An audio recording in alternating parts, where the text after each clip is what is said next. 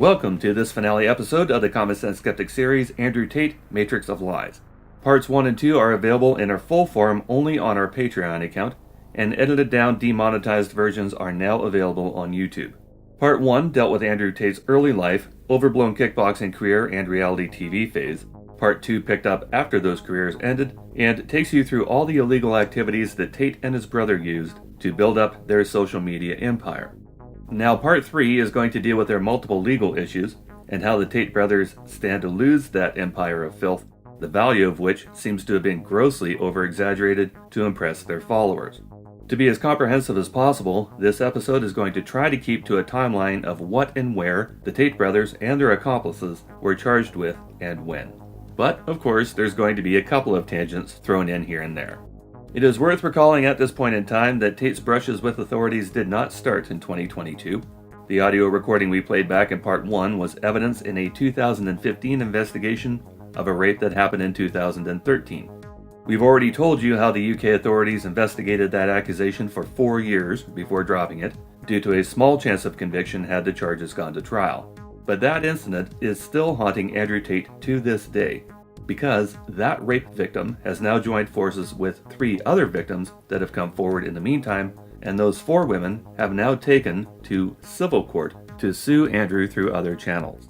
On June 14th of 2023, Tate was served with papers alleging rape and sexual assault of these 4 women in the UK between 2013 and 2016.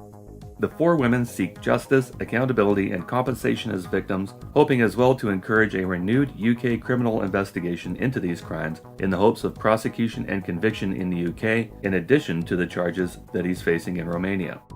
As for a sampling of evidence in this case, one of the victims reports being choked unconscious during her rape, and that Tate kept raping her even after she came to. We went to my room to have sex, and whilst we were having sex, he put his hand on my throat and strangled me until I lost consciousness. Then when I kind of came back around, it was a bit confusing at first because you don't really know what's happened when you kind of pass out. But he was still having sex with me when I kind of came back around again. When you say you came round, are you saying that he was still penetrating you? He was, yeah. As soon as the person you're having sex with is unable to communicate what they want to do, then that consent is just completely gone. We didn't have sex again after that. But he kind of kept saying, I own you, you belong to me, threatening to kill me. And then the next day, one of the whites of my eyes had gone completely red. That's kind of common in domestic abuse cases where there's a lack of oxygen in your brain. The other 3 women also report violent rapes, serious physical assaults, and controlling and coercive behavior. They hope this lawsuit will encourage other victims of any sexual assault to come forward and call out their attackers, no matter how powerful they may be. As for Tate's outrageous media claims that these women are not even real, the lawyers for the victims have some pretty blunt words for Tate. Talk of the Matrix and false flags hold no weight in court. The survivors look forward to seeing him there. We're going to go back and address some viewers from Part 1 who told us we needed to give Tate a pass on what they called typical BDSM behavior. We want you to pay close attention to this clip, which started making its rounds on Twitter earlier this month. Let me tell you something. Girls come to me and go, yeah, beat it up. I was like, oh yeah, okay, cool. No, I mean it. No, bitch, I mean it. I guarantee I changed the way you look at sex forever. You're going to be crying. I won't cry. I bet you cry, bitch. I bet you cry. Don't challenge me. You're effectively challenging me to a fight now. You're saying I can't hurt you. You're out of your mind? I don't even have to you. Forget the sex part. That's a distraction.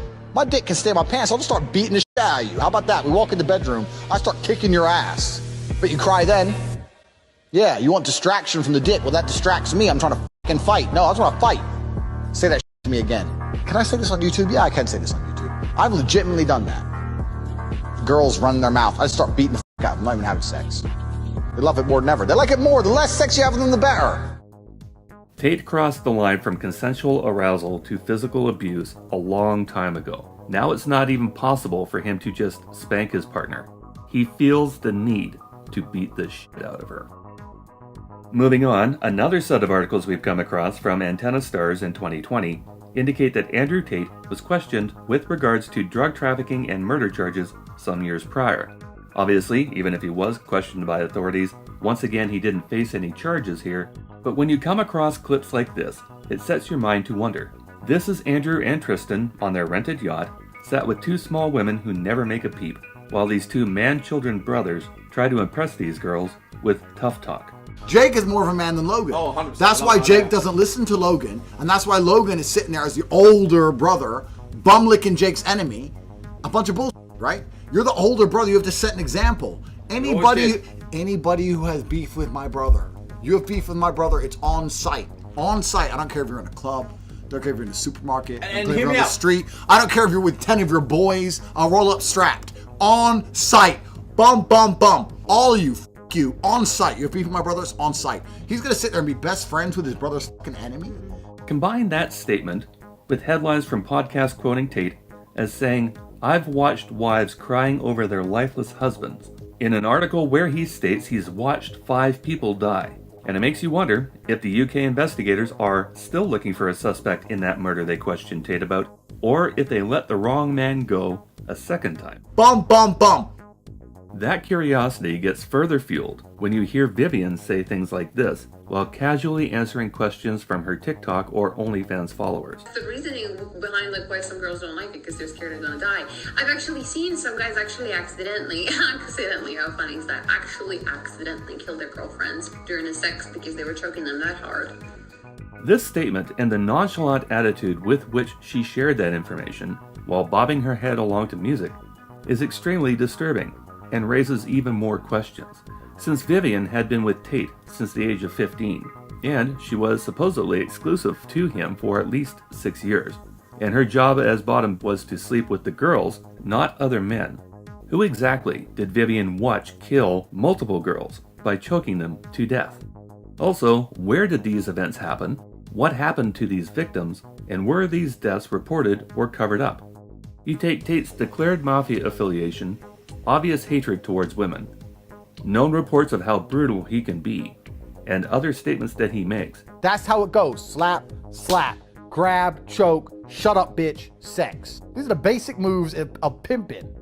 And you have to wonder, is there a good reason why Andrew Tate, the self-proclaimed trillionaire, lives only 2 blocks away from this large Bucharest graveyard? Now, of course, none of these events are why the Tate brothers are in hot water at the present. Their current legal woes, and the reason why they're currently under judicial control in Romania, unable to leave Bucharest and the surrounding county of Ilfov, originate from events involving an American girl that Tristen Tate recruited in the winter of 2021 by the name of Emma Gabby. Emma is a 21-year-old photographer and musician that the Tate brothers met at a fashion show in 2021, according to Gabby's mother. Tristen Tate began an online relationship with Emma starting November of 2021, expressing false feelings for her and promising a serious relationship if she came to Romania for him, as demonstrated in chat logs that guaranteed her safety in Romania. Tristen paid for the airline ticket that transported her and picked her up from the airport in a blue Rolls-Royce on April 5th of 2022. Tristen took Emma back to his house, which was patrolled by armed guards, and she was told the guards would not let her outside without his permission because, Tate said, he had too many enemies.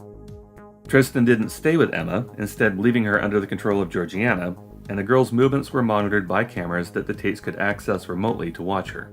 Emma was later moved to a different property with 4 other girls further away from Tristen, and again told she could not go outside unless one of the other women accompanied her.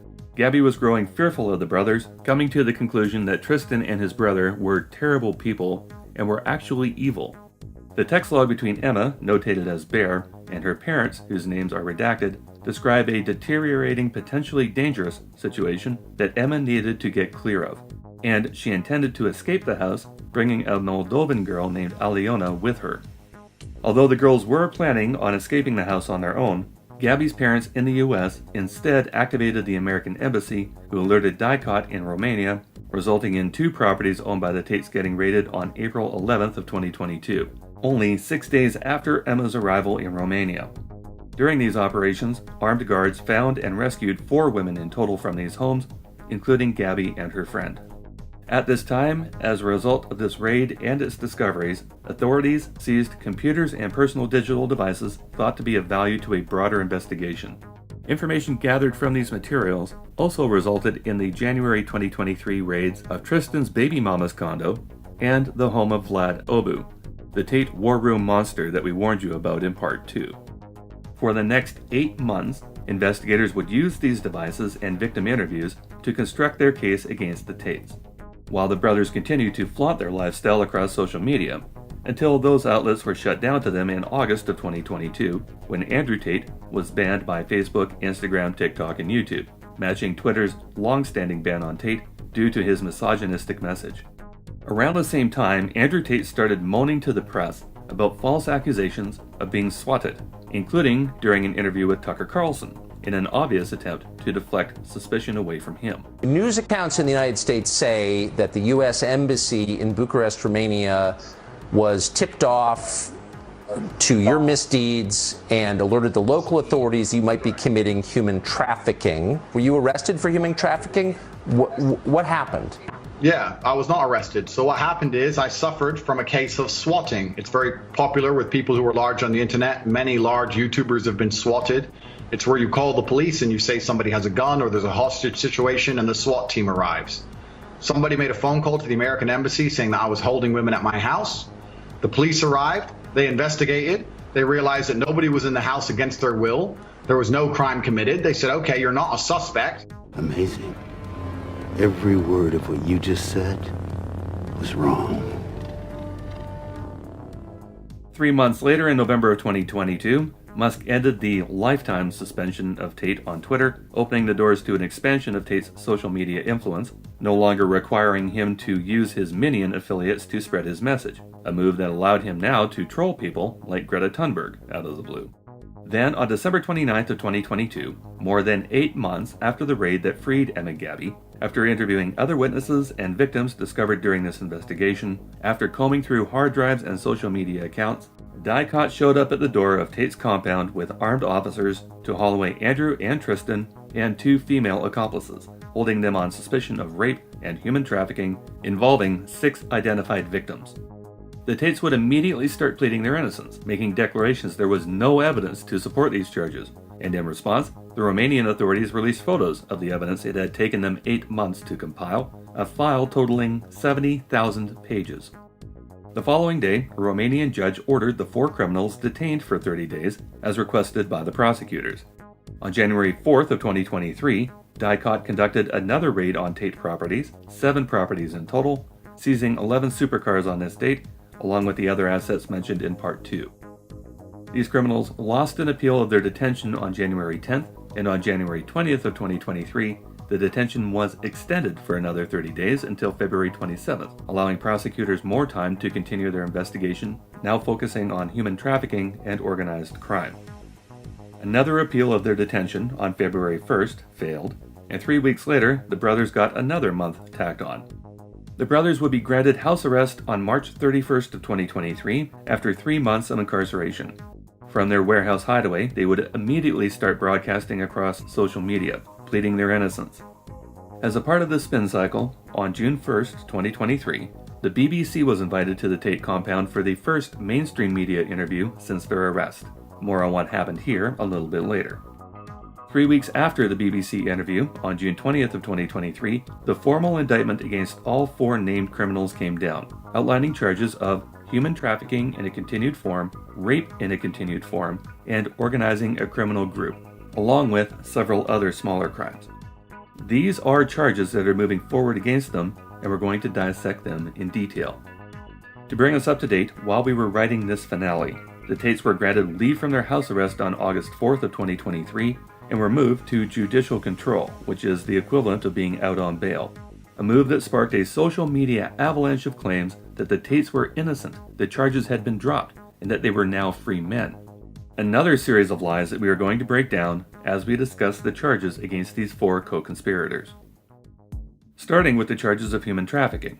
Both Andrew and Tristen Tate are accused by the Romanian authorities as trafficking victims using the lover boy method, also known as the Romeo pimp method, where traffickers try to get potential victims to fall in love with them.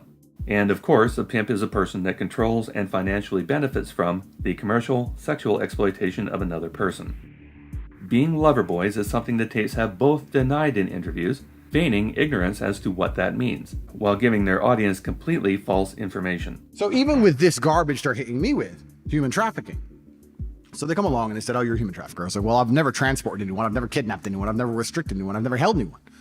They said, no, but you're a human trafficker via the lover boy method. I said, what's that? It's where you pretend to love them. So what, being nice? So I was nice to some girls 10 years ago? Is that my crime? Maybe I did love them. But we're not together anymore, so what? I pretended? Who said I pretended? Prove I pretended to love. And then what did I pretend to love them to achieve? The case against me is that I pretended to love girls to make them do TikTok for money. 2 years ago, my brother and I formed an organized criminal gang with the intent of moving women to Romania so we could steal money from their TikTok accounts to enrich ourselves. But a reminder that ignorance of the law is not a defense from breaking it. Since being released from prison, while they were still on house arrest, the Tates were courted by a large number of international news organizations and other podcasters with international followings. Combined, they will constitute a campaign of misinformation that we are going to help shine a light on as we wallow through this muck. Two of the most recent interviewers, namely Candace Owens and Tucker Carlson, have been acting especially dense when it comes to the Tates and what they're charged with, ignoring publicly available international definitions for what human trafficking is, as an example. Here's how they danced around the human trafficking definition during their interviews, instead of going into them with a clear understanding of the subject matter. I was already extremely financially successful. I was already a father. I was already very well known. I had no financial motivation. I have no criminal record. It's not my personality profile, but I woke up at the age of 35 and decided to make girls do TikTok to enrich myself with the pennies that I would earn from TikTok views. So in the United States, I think the belief is that you were charged with human trafficking. Yeah, that's human trafficking because what you do is you force a girl to work against her will for financial gain. That's human trafficking. And their justification for this is that girls do TikTok. Some girls I know who they found who say they're not victims have TikTok accounts. How do you force someone to do TikTok videos? I guess the prosecutor is going to have to explain that, isn't he? And then I realized how closely pornography is related to human sex trafficking. Real sex trafficking, not TikTok real sex accounts. Trafficking, and yeah, we should talk about that because they are kind of stretching the definition of sex trafficking in your case. I've taken a look at it. But I'm confused as to how what you're being accused of constitutes human trafficking. Well, it's a very loose law. It's a very, But the term doesn't seem to have a real definition. No, it doesn't, especially when you understand that the Romanian alleged victims, who say they're not victims, have lived in this country for 10 to 15 years before I ever showed up here.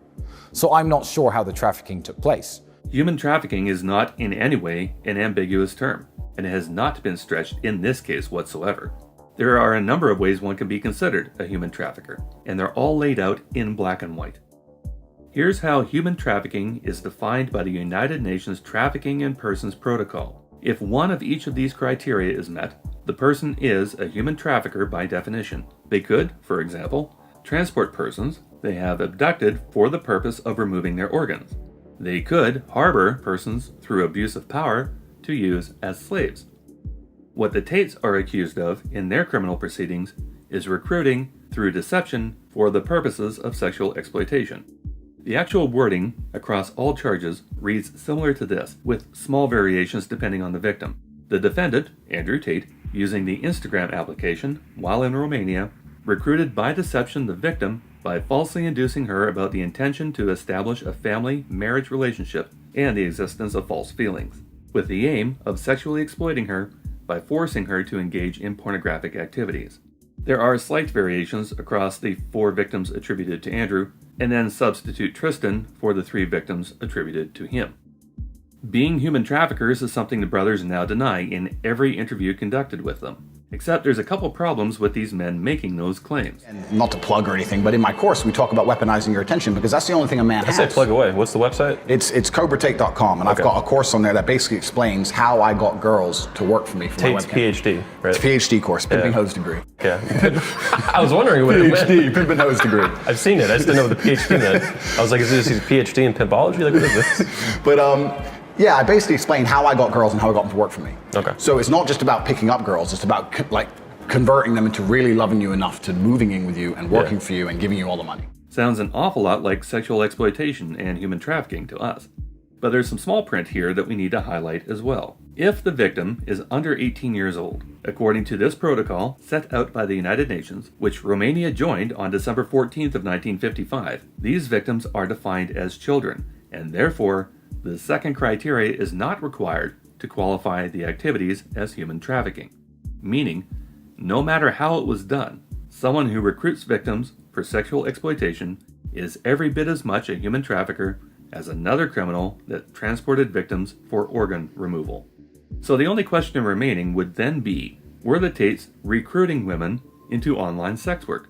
I have recruited, I think, although you've worked with a lot, more girls into, I guess, the adult entertainment industry than anyone else. I really have. That's how you recruit girls. Do not recruit girls any other way. Get it started, and if you have any further questions, come at me. I'm going to do a second video. Were the Tates recruiting women into the online sex trade? Yes. Yes, they were. But were they exploiting these women? I was all about trying to get paid.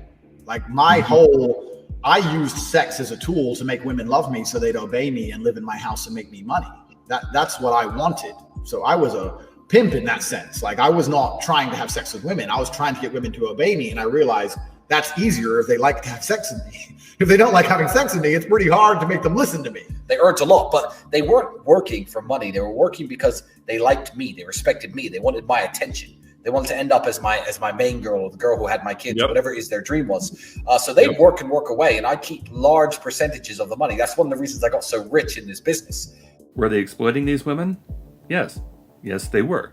And if any of the girls in question hadn't turned 18 yet, the means by which the Tates recruited and exploited these children is irrelevant, although they have both made it abundantly clear how they recruited these girls. Still not convinced? Well, sometimes people need to have things spelled out for them in black and white. So, here's the archived web pages for Tate's PhD course that he took down from his website, along with a payment link that is still active. Let's read the page together.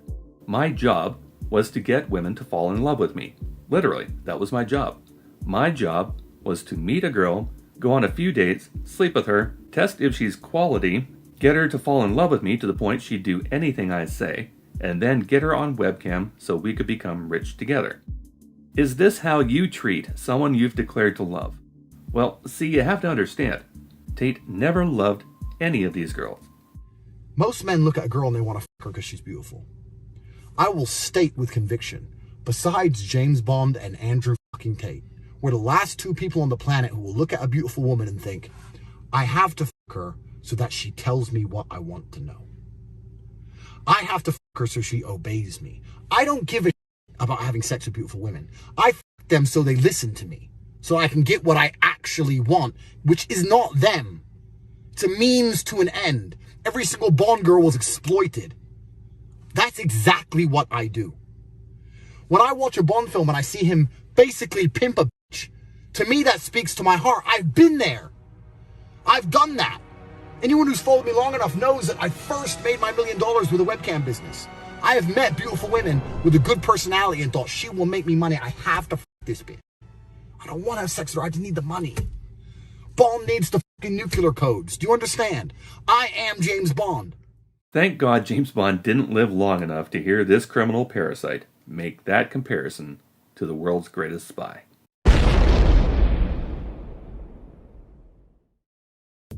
We're going to back up for a second and pick a couple other factoids from the sex trafficking online pimp tutorial that Tate did early on in his career, the one where he's wearing his blue sweater.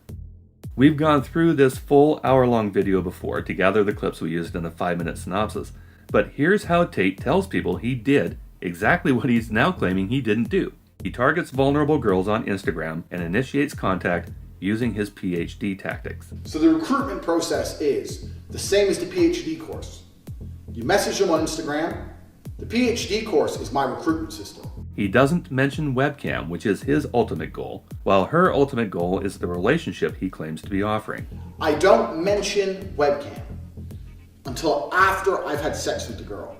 If you're on dates and you're trying to mention it, it just doesn't work. It puts them off. I'd never do that. That's disgusting. I'm not a whore. It's just not gonna work. He has sex with the victim under these false pretenses. You fuck the girl. After you fuck the girl, you do the PhD test. After the victim became enamored with Tate, he would then take her out to dinner with his groomer, who acts as his salesperson, meaning the top G can't seal this deal by himself.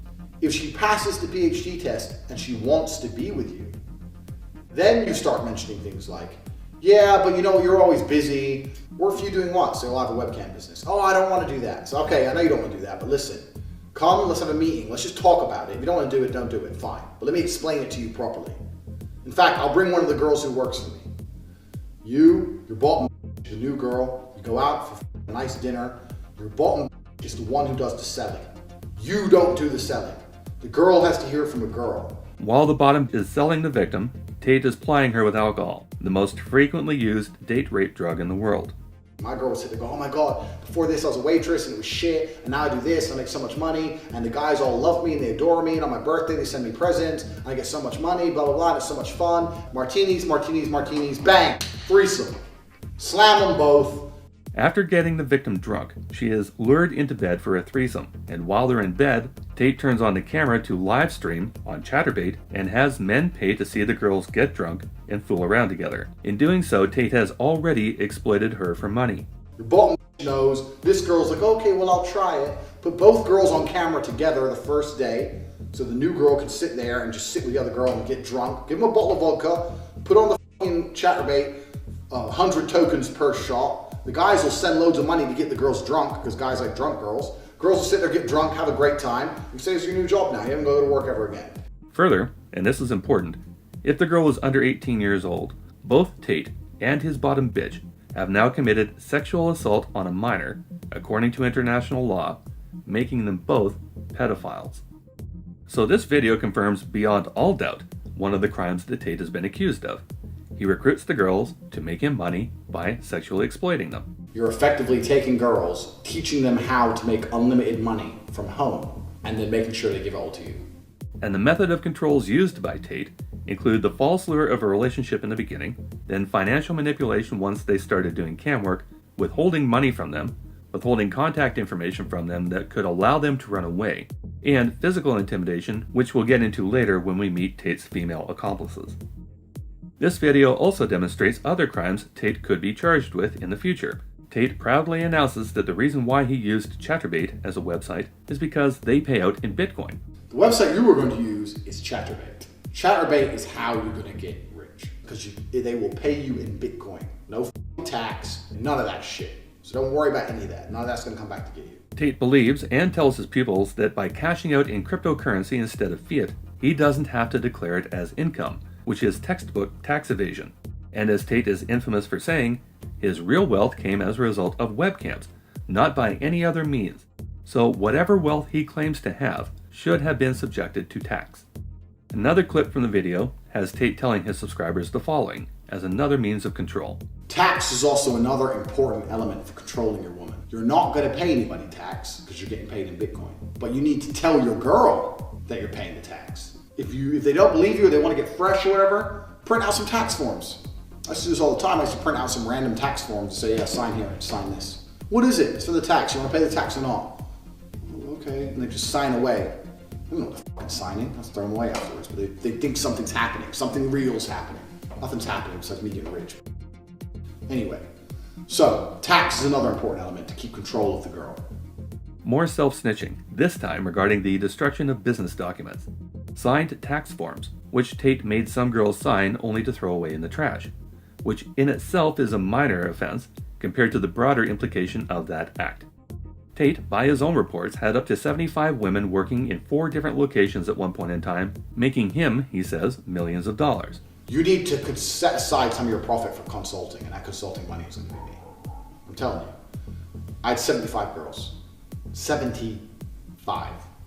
So if you're making $30,000 a month, you need to say, you know what, $5,000 or $6,000 a month I'm going to spend on flying Tate here, or speaking to Tate on Skype and asking how I can make more money from the girls I've got, how can I expand, I let him come see my setup, I'm being completely honest with you guys. If you guys are serious about the money, I know this game.